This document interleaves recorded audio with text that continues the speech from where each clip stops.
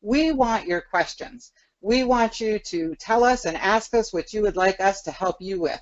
So you have a question bar on there. So during the show, please get your questions in, and I will be sure to relay them on to our people that are with us today. And of course, we have Mike Macedonio, the best-selling author, entrepreneur, and co-founder of Ascentive. And Eddie Esposito is missing this month. He is actually off, and he is traveling the world. He's in Dubai working with some Ascentive people out there. So Eddie, if you happen to be watching, we do miss you, and we look forward to having you back next month. But we have a very special guest with us today, and that is Dr. Ivan Misner. And you know, CNN has named him the father of modern networking, and we are so happy to have him here. He is also the founder of BNI and the co-founder of Ascentive. So guys, hi. Hey, Nanette. Hey, good to have you. So our topic today is going to be about scalability in your business, and Ivan's going to be really talking about with Mike how he grew his BNI business from garage to global. And so with that, I'm going to pass it off to them and let you enjoy everything they have to share with you. Thank you, Nanette. Will you just help me with the slide presentation? If you put up the next slide. Okay. And this is about going from garage to global, and it is about scaling your business. Now, although there's many different ways that you can scale a business, there are certain things, and we're going to cover at least 4 major principles that should be in place or need to be in place to even consider moving to that next level of a scalable business. And what Ivan and I have done is selected 4 what we consider critical scalable principles that are necessary. But before we do that, I'd really like to hear from Ivan about how he went from a business in his garage to a global organization. Ivan, if we can have that story from you. Yeah, absolutely. Absolutely. If you could, Nanette, go to the next slide. This is really, I think, what every business is trying to achieve, is creating a scalable business. Moving literally from, a small office or a garage to a global office. And when I started BNI in 1985, it was literally in my garage. So when we talk about going from garage to global, I have some personal experience in doing just that. BNI operated out of a small spare room, not a bedroom, but a spare room, a bonus room, just above the garage, and part of the garage where we made all the new member packets. Today, BNI now has 4 corporate offices where we have thousands of chapters in hundreds of thousands of members all around the world. Our corporate headquarters is now in Charlotte, North Carolina. And so we have literally taken a small home-based business. When I started BNI, we were home-based. There was no such thing as a home-based business license. Didn't exist. I could not join the Chamber of Commerce because I was a home-based business. Now that changed a few years later, but I literally, it was the dark ages for starting a business, I think. My goal was to do the things necessary to take it from my garage to becoming a much larger organization, and I think we did reasonably well. If you want to take a look at the next slide. This is the growth for BNI over a 30-year period. This is the cumulative number of members. And what we're going to talk about today are some of the things that we think are important if you want to scale a business. You want to scale a business, there's these 4 things that we're going to talk about. We're going to be talking about working on the business, not just in the business. We're going to be talking about creating a vision. We're going to be talking about knowing your numbers. I'm going to talk about collaboration. And we just might have a bonus round or 2 if there's enough time. So with that, let's go to the next slide, and over to you, Mike. Yeah, so there are different ways that we could be scaling our business. These are a sample of few: multi-unit franchising, partnering, licenses, and there are other scalable models. Regardless of what model you're going to choose to move your company forward, the 4 principles Ivan just mentioned are going to be necessary regardless of the model that you use. This may be a topic we pick up on another webinar, but today we want to talk about what are the things we need now before even moving into a scalable model. So, Ivan, let's start off with the first one, and that is working on your business, not in your business. Yeah, and by the way, the way you lined that up, you can go to the next slide, Nanette. The way you lined that up is perfect, because you remember, before I even started franchising, either the predecessor of Ascentive, Referral Institute, or BNI, we were operating for several years. BNI operated for 7 years before we started the franchise. So before you start thinking about all of that, you need to build a business that's scalable before choosing those other kinds of alternatives. And the first thing to consider is this concept of working on your business, not in your business. Now, you might want to mute yourself. We're hearing all the paper shuffling. Oh, I'm so sorry. That's all right. So I read a book that I highly recommend called The E-Myth by Michael Gerber. And I read that soon after I started BNI. And in The E-Myth, he talks about the importance of working on your business, not just in your business. Well, what is working on your business? Working on your business is, sort of the 60,000-foot view. You're really high looking down on what's going on in the organization. Working in the business is doing the accounting, doing the customer service directly, handling the manufacturing directly. You're out there in the factory, in the warehouse. Now look, it's important to know those things, but at some point, if you want to scale, you must learn how to delegate. Delegation is critical if you want to scale a business. And I'm going to give you something to consider when you start delegating and learning how to work on the business, not in the business. When you delegate, remember to always give not only responsibility, but authority. When you delegate, give both responsibility and authority to the person you're delegating to.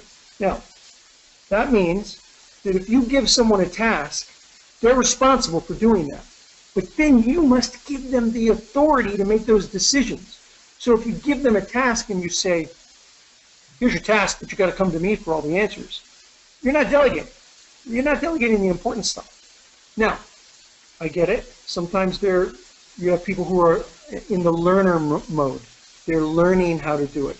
There, what you want to do is give them parameters. So you say anything from here to here, you just handle it yourself. And if you make a mistake, that's fine. Let's talk about it. But anything from here to here, you got to come to see. You got to see me, and I'll deal with that. And then as you learn, I'm going to give you more and more responsibility until it's a point where only issues that are maybe this amount of money or this kind of a problem you bring to me. Otherwise, you have both the responsibility and the authority to handle that kind of problem. So working on your business means delegating, and delegating effectively means giving people responsibility and the authority to do that. These are the kinds of things that working on your business is all about. And the book, again, is called The E-Myth by Michael Gerber. I've had a chance to meet Michael many times. Mike Macedonio was at my house in Big Bear when Michael Gerber came up and spent several days with us on the Ascentive team, giving us some great information. It's been fantastic. I read that book. He was an icon to me. To be able to meet him 25 years later was fantastic, and he and I remain good friends today. Highly recommend the book, The E-Myth. Mike? Yeah, I took this page out of your book, Ivan. You kind of coached me in the beginning that I know we're young, I know we're just starting this company, but you need an organization chart. And it was a very interesting organization chart. You and I were at the top of that chart, and then there was a lot of boxes underneath of all the functions, and I was in all the boxes. And today I'm still in a few more boxes than I should be, but now we got the co-owners, Dawn Lyons, Eddie Esposito, yourself. They are taking some of those roles. And now I look at the organization chart and I can see where a lot of these different functions have been outsourced. So we have other companies or other people supporting us. So my name's becoming removed from some of these spots, and I got that from you because you told me that's how you started. It is. That's a great point. I started with an organization chart that had about 15 boxes in it, and at the top it was Ivan Meisner, founder, and it was vice president of marketing, and then it was customer service, and the bottom was janitor. And I was, out of these 15 boxes, I was in about 12 of them. My goal as I hired people and trained them was to take my name out of those boxes and put someone else's name in those boxes. By the way, if you do this, and I recommend it, it's a great technique that to help create the vision to scale your business. If you do that, keep the org chart. When I was done and I achieved that, I said, "Yay, I'm all done," and I threw it out. Today, if I'd have kept that, I would frame it and I would put it on my wall. Because what I did was I scratched my name out and I wrote the new name of the person who took over that role from me. I think it's really powerful to not only do that exercise. What I didn't do was keep that exercise. I would do that exercise and keep that exercise. It's really helpful for you envisioning where you want to go and then remembering how you got there. Yeah. Great. And then the number one box, Ivan, to get removed from is shipping. Yeah, it really is. Shipping. I remember the day that I went out to the shipping department and I had no idea how to use the equipment. I just wanted to send a letter and I had no idea how to send a letter. And I remember sitting there thinking, oh God, I don't even know how to use the equipment. And I thought, that's really actually a good thing. I'm working more on it than in it. So yeah, good point. Let's go on to the next topic then. Okay, next slide, please. The next slide, I think, is a really important slide, and it's creating a larger vision for your company.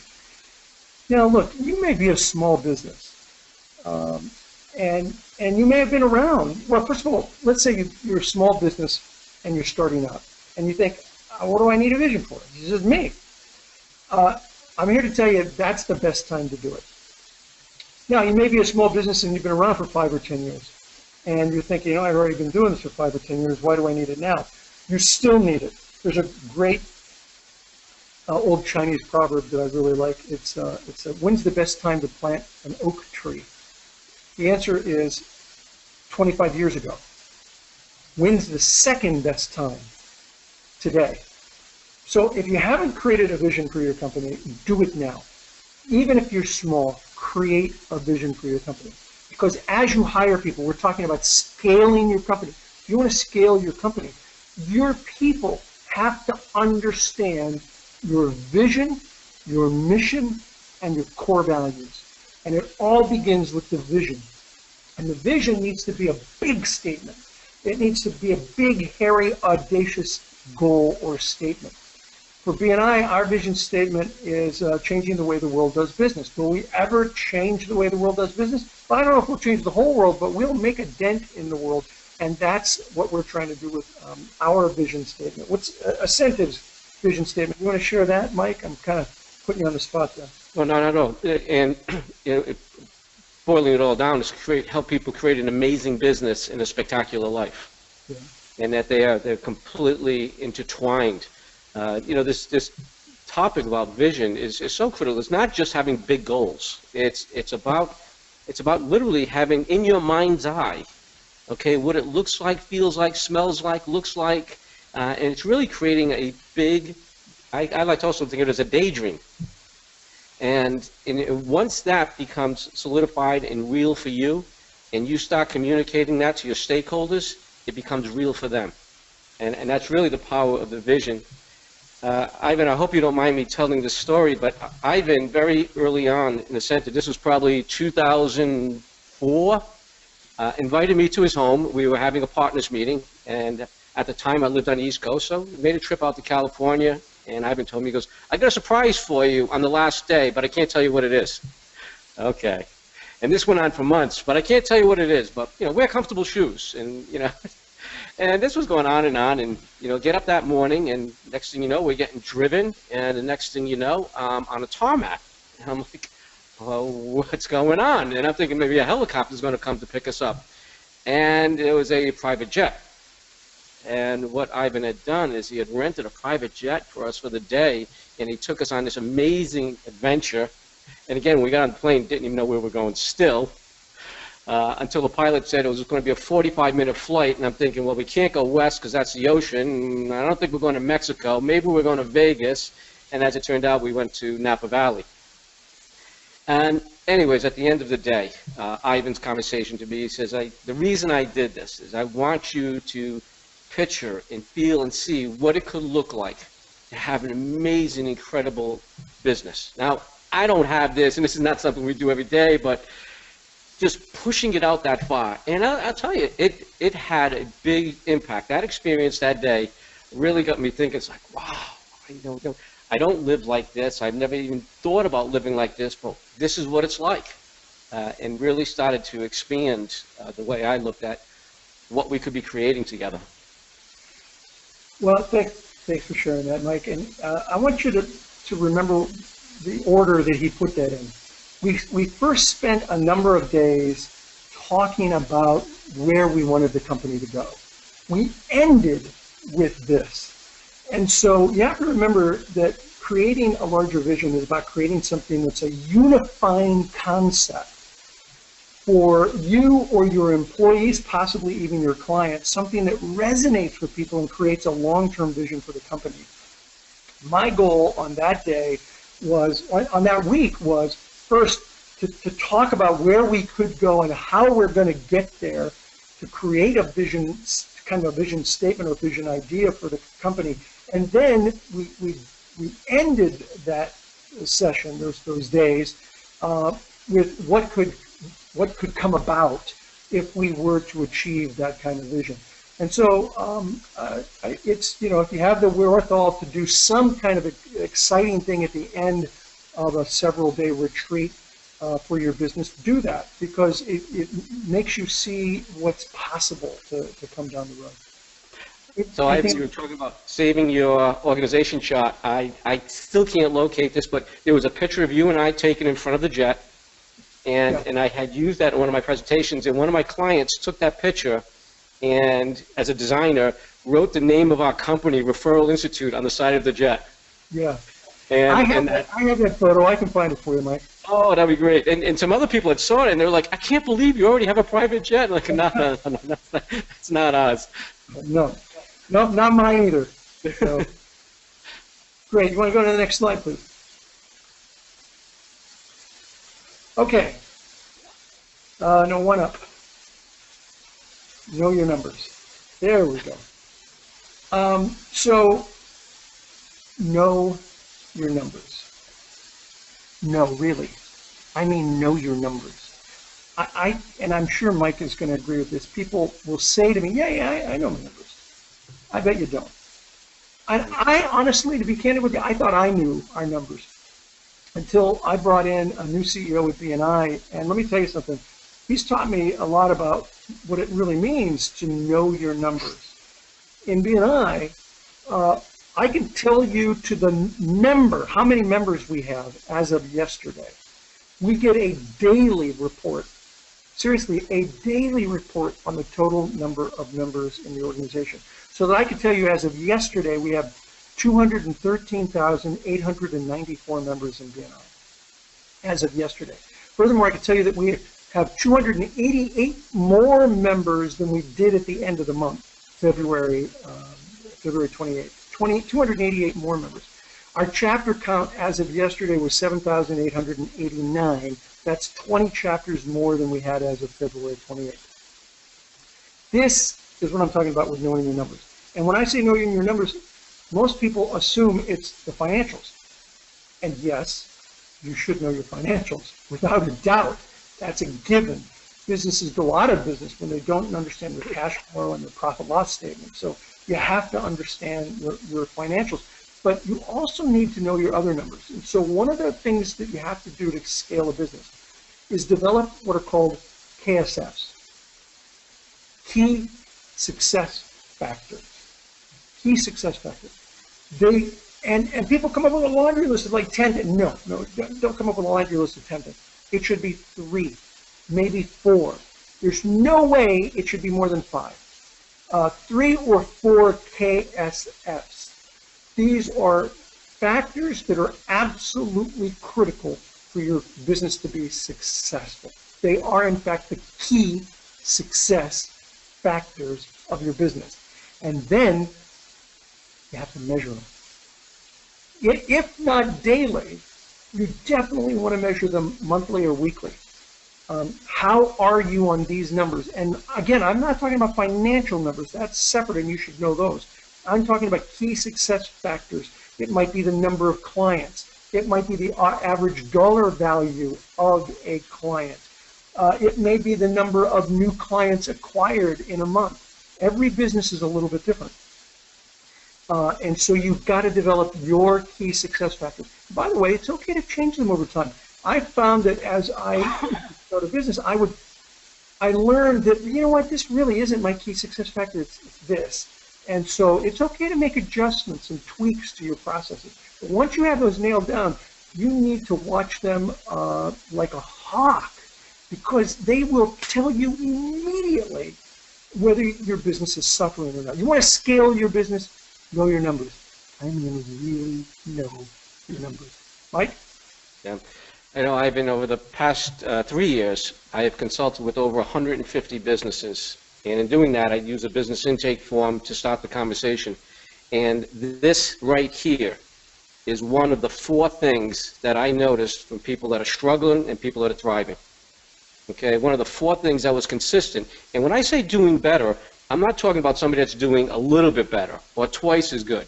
I'm talking about people that were doing $30,000 compared to their counterparts doing $300,000. And one of the most noticeable things is when they came to the table, they knew their numbers. If one of those prospect conversions, it wasn't around 50%. It was 37.4. When we were talking about the average client and the different services and products, it wasn't around a 3-figure number. Okay, it was broken down to the single dollar, and they really did absolutely, like you said, they knew their numbers, and they knew them well. And this is it. This is it right here.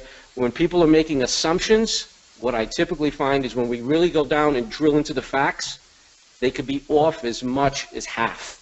You know, my conversion is 50%, and then we really drill down all the no's that they say and the clients, the prospects say, we find out it's about 24.6.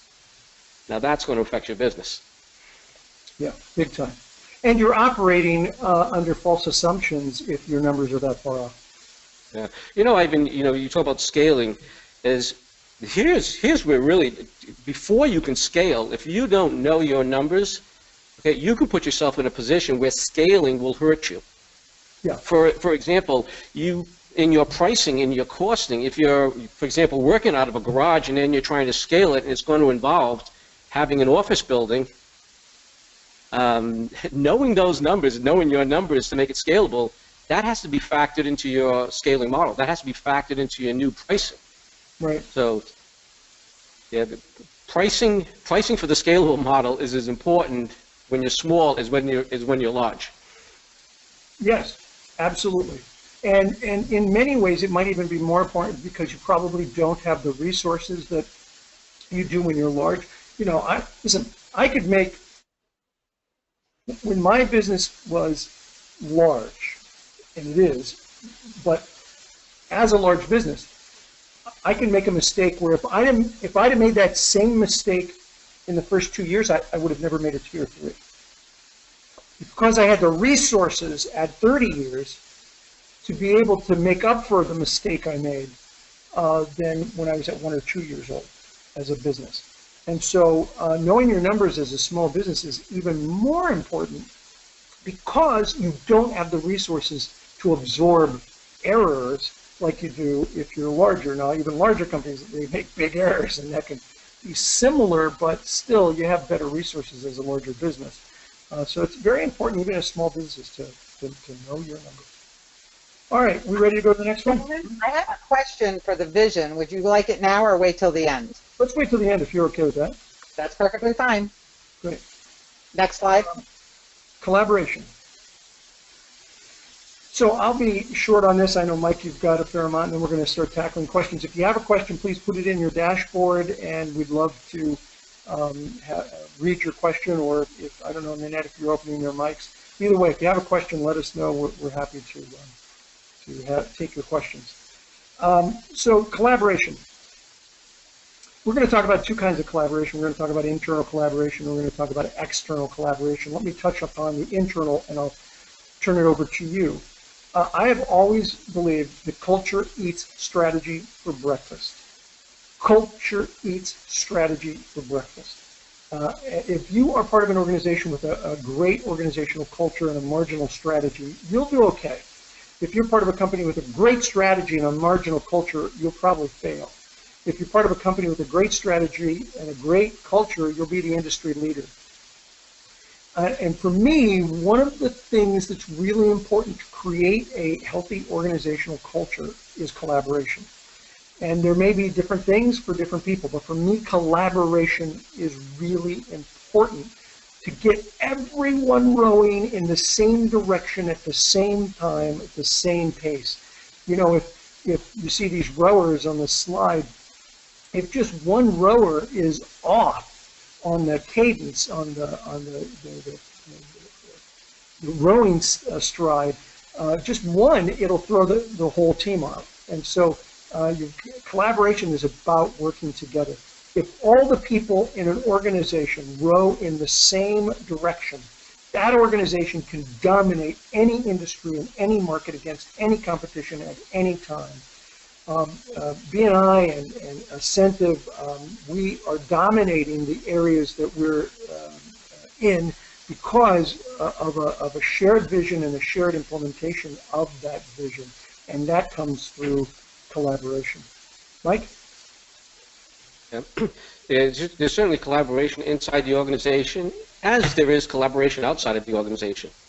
And I don't think there's any business owners that are on this call right now, if they're associated with us with Ascentive, who don't understand the power of that. That's why we establish networks. That's why we want to have people that are part of our network that can support us both with services. They're part of our support network, and they're also part, of course, our referral network.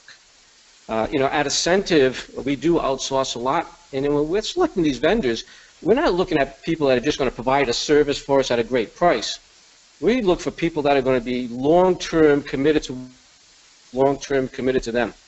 And this is really a big part of our success in how we operate. And so when you're considering scaling your business, okay, you are going to need more resources, and start now.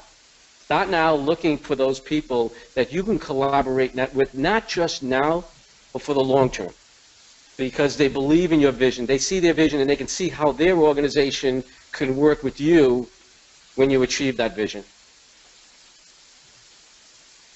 Okay.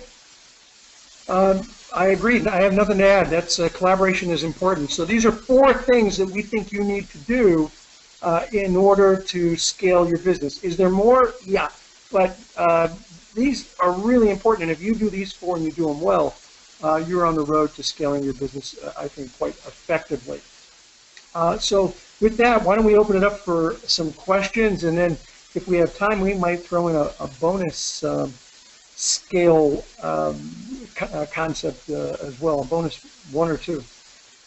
So what questions do we have, Nanette? I had to unmute myself. So the first question is from Jenny, and it says, what is one of the best vision statements you have seen? Look, there are a lot of vision statements. When I created both the B&I vision statement and worked with Ascentive in creating theirs, we looked at many different statements. You can get on Google and find them pretty easily. Rather than give you another organization, although you might have one, Mike, let me give you a strategy for creating a good vision statement. First of all, it should be short. It should be memorable. It should be something that people can memorize pretty darn easily. A couple of sentences at the most. B&I is changing the way the world does business. Ascentive is in the spectacular, amazing business, spectacular life. Those are really easy things to remember. Let's talk about the difference between a vision statement and a mission statement. It's important to understand the difference. The vision statement is your what. This is what you want to do in the world. We want an incentive to create an amazing business and a spectacular life. The mission statement is the how. How are you going to do that?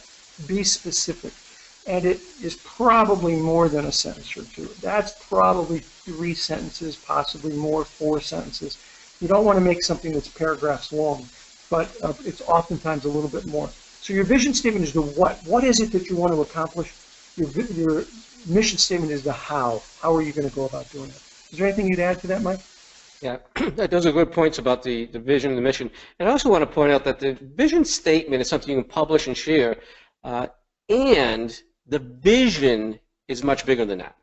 Okay, the vision is much more extensive. It's longer. For those people that are working with Incentive, we have a template and a formula we use to help people create that vision, but it tells a story about where you're going that becomes compelling. It becomes something that people, when they resonate with that vision, they want to be part of that. Mm-hmm. Okay, this is what I'm going, and this is what I'm going to be doing, and this is how I want to be impacting the world, and people say, yes, me too. And it's inspiring, and it's, again, inviting. And that does get broken down. It can be like ours is within that big vision of where we're going, what we're doing, we want to help people create an amazing business and spectacular life. And then, like Ivan said, great, now how do you support that with a mission? And the mission is how you're going to do it. And I also find a lot of value in my mission in creating a how we're not going to do it. Okay, along with a business mission, I also have a personal mission. My personal mission is to orchestrate peak life experiences for others and myself. So I want to orchestrate them, but I also want to participate in peak life experiences, whether it's starting a business, going mountain climbing, going on an adventurous bike ride, but create an amazing business, a spectacular life is my business vision, but my personal mission also fits with that business mission. And you brought up a good point, Mike. You said, vision statement can be short, but your vision plan is longer, and that's a good differentiation. The plan for how you're going to carry out that vision and understanding your vision can be longer, and we certainly do that in Incentive. And so we're talking about 2 different elements of the vision plan and statement. So we have another question here. What are some of the key challenges that a business owner will have to overcome when scaling the business? So I'll tackle that first, if you don't mind, Mike. I think the 4 that we talked about are key challenges. These really, truly are key challenges, but there are more. So in addition to creating that vision and collaboration and the other 2 items that we talked about, knowing your numbers. In addition to these things, these are some of the problems. We have a bonus 1 or 2, and I'll throw one of them at you right now. I think this is probably the biggest mistake that businesses make, particularly solopreneurs or small businesses. You want to be successful in business, do 6 things 1,000 times, not 1,000 things 6 times. Sometimes I just want to grab people by the shoulders and shake them and say, what is wrong with you? And these are people who I've said they know, yeah, I know, do 6 things 1,000 times, I know. But look at this new bright shiny object. This is going to be incredible. Stop it. Stop it. Do a handful of things over and over consistently. Now, does it have to be 6? No, it doesn't have to be 6. It can be 5. It can be 7. The key here is do a handful of things and do them over and over. Well, which 6 things? Okay. First, if you're part of a larger organization, you can find mentors who will help you. People who have been very successful. By the way, don't just pick somebody who tells you they're successful. I see this all the time in organizations. Someone tells you that you're successful, so you get advice from them. The problem is you get really bad advice. Try to know their numbers, not only know your numbers, but know their numbers before you start taking advice from them. So get mentors who you know are successful. Take their advice so you can figure out what 6 things you need to do. Don't reinvent the wheel. Do 6 things 1,000 times, not 1,000 things 6 times. I do that whole speech to people. And I'm telling you, a month later, They come up to me with some bonehead, stupid idea that they think is going to change everything for them. And I just shake my head. Seriously, it is. If I had to pick just one, and that's difficult, this would be it. People constantly are looking for bright, shiny objects. It's the #1 problem. But I don't have much energy in this one. Over to you, Mike. Oh yeah, that is definitely going to be a game stopper. If you're trying to scale your business and you're chasing bright, shiny objects, you're just not going to get to that next level. And it really goes back to the topic we just talked about. You know, when these new ideas or new opportunities, whatever they are, the first thing they should be filtered through is your mission statement. Okay, does it filter through your mission statement? Is it the how you are going to grow your business? And I look at one of the functions of my mission statement is to create my not-to-do list. And the more things go on my not-to-do list allows me to do 6 things 1,000 times instead of 1,000 things 6 times. Yeah, your not-to-do list is brilliant. If you know your mission, your vision and your mission, and you know what you're supposed to be doing, that helps you determine whether some opportunity comes to you, whether that is a true opportunity or a distraction. Because oftentimes somebody else's opportunity becomes your distraction. Mm-hmm. They have this opportunity and they're going to share it with you. That becomes your new bright, shiny object. Unless that is totally and completely on mission and on your plan that you know works, don't get sidetracked with a lot of opportunities, because they are oftentimes, in fact, distractions. I have another question. So what are some of the things that will stop a business owner from taking the steps to grow their business? Listen, I'm happy to talk briefly on this one, and Mike, if you've got something. This one, I don't get this one. I mean, I understand the question, and I'm asked the question a lot. It's a good question. I don't, it doesn't resonate with me personally as much as some people. I think there's fear. I think there's anxiety. I think there's worry, and that all of these things kind of stop people. So it's not to say that I'm not afraid of things. There are things that happen that I'm very concerned about. It's not to say that I don't have anxiety over decisions. But years ago, I came to the conclusion that inaction is in fact an action. It's resolving to do nothing. And that as a rule, there are exceptions. Sometimes doing nothing is the best thing. But that's a planned decision to do nothing. So sometimes, generally speaking, doing nothing is not a good choice. You have to create that plan and then work to it. And then there's this fear. And I've always felt that if this is my plan, here are my choices. I can do nothing, and I know I will not achieve what I want. Or I can do something, and I might achieve what I want. But doing nothing will not get me where I want to go. Staying put will not get me where I want to go. So I tend to put my head down and move forward. And I say I don't get it because if I'm in business and I want my business to be successful and I want to help other people, then there should, the only thing generally stopping someone from doing something is their own inaction, or going many different directions. So I don't think I have a better answer. It's certainly a longer answer than I expected, but not a better answer than that. Mike? I would agree, Ivan. I think most of the things that hold people back in their business is happening up here, not in the environment, not around them. It's up here. Fear being one. Sometimes it's the fear of not having control. Now I have as I scale, that means other people are doing what you used to do. Yeah. And that means, you have, multiple locations and other stakeholders. And the other side can be, paralysis through analysis. Ivan's got a saying, ignorance on fire is better than knowledge on ice. So you do want to have a plan, but you don't have to have all the answers. Right. Sometimes, like you said, you just need to take the step.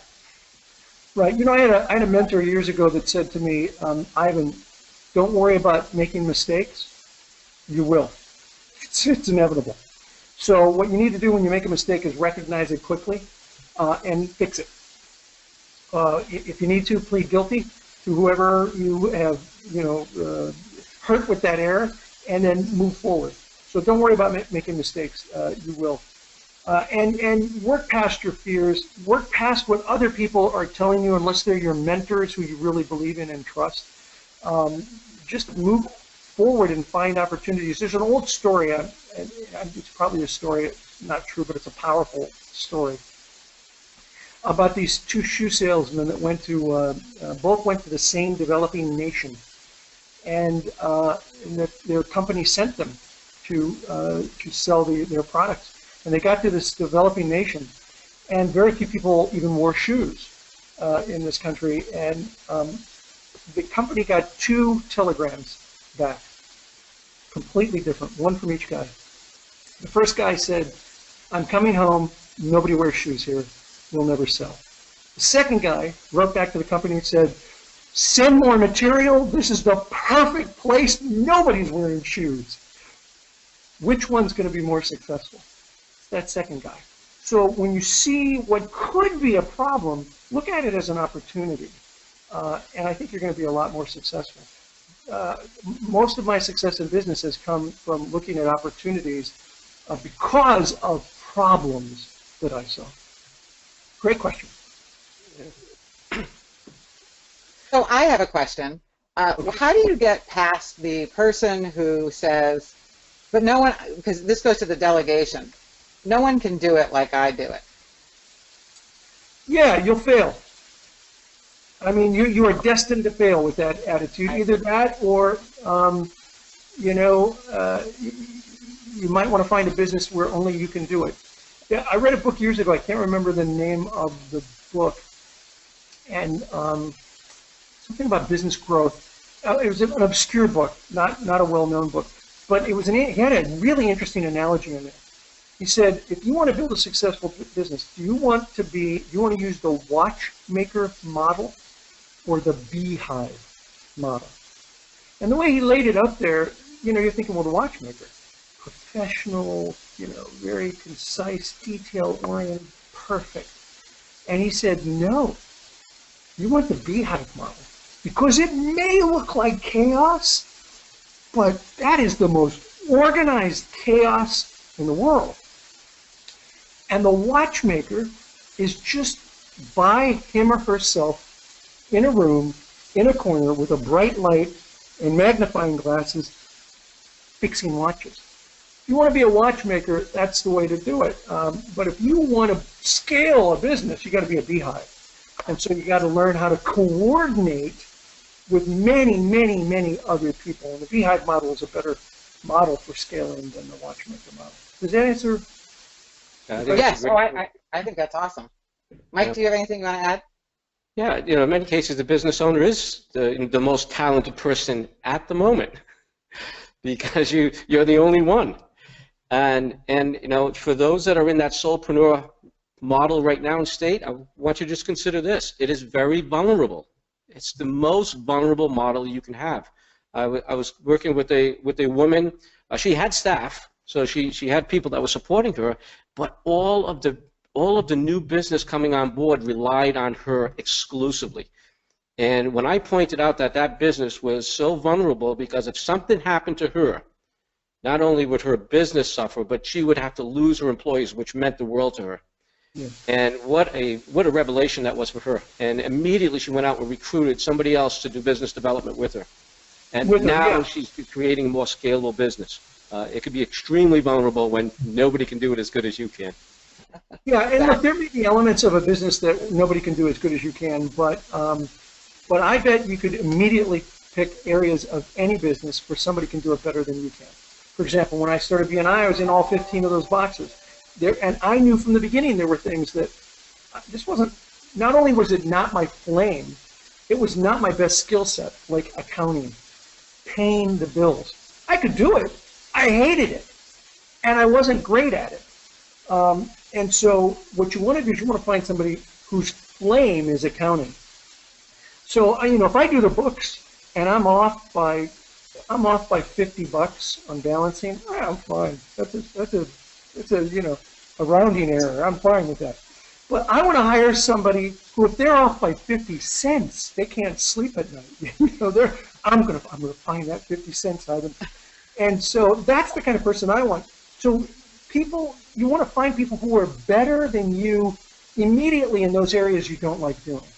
Now, those areas you do like doing, you want to do exactly what Mike said, and that is you can't be vulnerable. If the company loses you, that means that everything's going to fall apart, so you've got to start training your replacement. And, you'll find there are actually people better at some pieces of what you do than you do, and certainly than what you may think. Great question. So feel free to let go. So we are almost before, so everybody don't leave, because remember, we go backstage and you can ask us questions backstage for 15 minutes. But before we do that, Mike, Ivan, do you have any closing comments you'd like to make? Ivan, you go first. Oh, there are so many things, it took me, I like to tell people I'm a 20-year overnight success. It took me 20 years to really build and scale a business. And so my advice is take the ideas that we are giving you here now and behind the stage and start applying them, and then give it time. These Silicon Valley overnight successes are really rare. To me, the secret to success without hard work is still a secret. It takes hard work, it takes focus, it takes planning, and it takes lifelong learning. And to that, I'm speaking to the choir, because you're here trying to learn how to build your business more successfully, and I congratulate you for that. Mike? I just to build onto that, these are 4 things, and they are must-haves. If you want to scale that business, these are the 4 things you absolutely want to start with and put in place. Ivan, thank you for participating in this show today. I can't think of anybody with a better insight on scaling a business in the way you have since your beginning in the garage in 1985 to what you've created for many people and opportunities for people around the world. And then also call out to Nanette. Thank you, Nanette, for again hosting our show, organizing our show, always making it look and feel so easy. Thank you very much, and to our audience participating. So with that, I have a surprise, because Mike has been really kind to give an offering for the next show.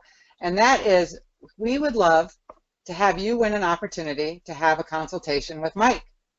And this is what it's going to take. It's going to take for you to fill out a business intake form and submit it to him.